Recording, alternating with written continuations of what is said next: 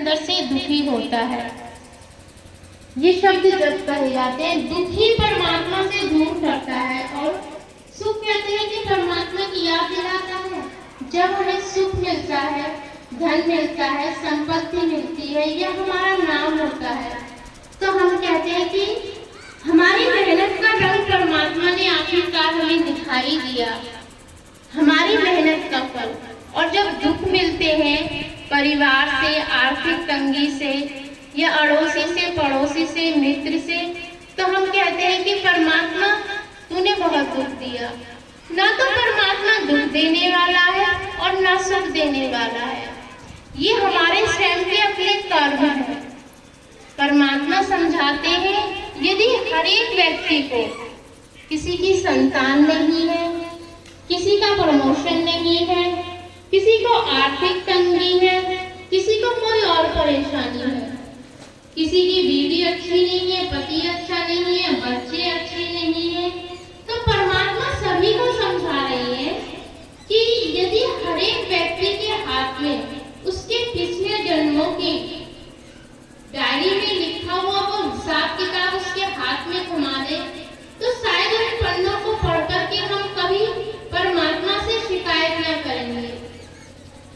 क्योंकि हमारे जीवन में प्रत्येक आने वाला सुख और प्रत्येक आने वाला दुख हमारे ही कर्मों का भोग है, हमारे ही कर्मों का फल है जो हमें मिलता है। वो डायरी परमात्मा ने अपने पास रख रखी है सभी की, इसीलिए सिर्फ हम सुखों की कल्पना करते हैं और जब दुख आता है तो परमात्मा को दोष देते हैं कि पूजा पाठ सब व्यर्थ है। व्यर्थ कुछ भी नहीं है, समय व्यर्थ चल रहा है, समय बेकार चल रहा है। हमारे जो पिछले कर्म है वही हमें आगे दिखाते हैं। आप सभी यहाँ पर किसान लोग भी हैं, हम खेती करते हैं, हमने खेती करी है चावल की और हम कह रहे हैं कि हमें बाजरा क्यों नहीं मिल रहा है, तो जो बोया है वही तो काटोगे। सरल शब्दों में समझाया गया है कि जो बोओगे वही तो काटोगे। तुमने बोया तो चावल है और कहते हो बाजरा मिलेगा, बाजरा बोते हो तो क्या होगे, गेहूं मिलेंगे। तो कैसे मिल सकता है जो तुम चाहते हो, क्योंकि जो मनुष्य चाहता है वो चाहना तो पूरी नहीं हो सकती है। कोई मनुष्य अपने लिए दुख चाहेगा, अपने बच्चे के लिए कोई चाहेगा कि ये सुन ना सके, ये चल ना सके, ये दौड़ ना सके। सब चाहेंगे हमारा बच्चा बहुत अच्छा हो, पढ़ाई में अच्छा, तो क्लास में फर्स्ट आए। क्लास में 100 बच्चे पढ़ रहे हैं, सभी के माता पिता ये नहीं सोचेंगे हमारा बच्चा सेकंड भी आए या लास्ट ही आ जाए, नहीं, सभी फर्स्ट चाहेंगे। तो ऐसा कैसे हो सकता है? सबके अपने अपने कर्म है, तो हम कर्मों पे क्यों ना ध्यान दें। अब एक बात इधर से ये भी उठती है कि जो भाग्य में लिखा है वही होगा, तो हम सरलता से बैठ जाएं। तो परमात्मा कहते हैं कर्म और भाग्य, जो भाग्य में लिखा है वही हमें मिलेगा, परंतु कर्म प्रधान है।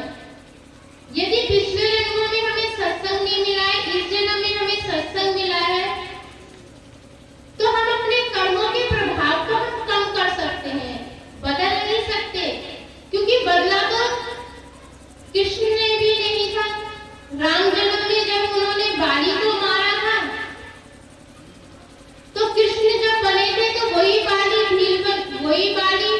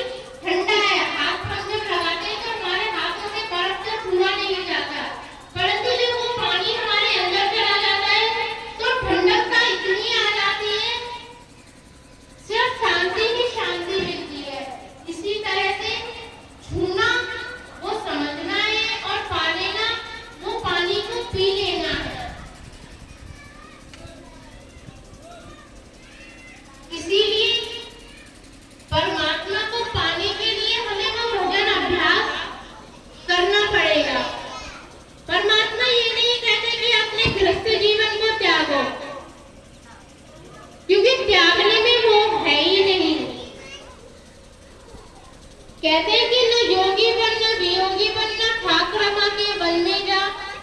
यदि उस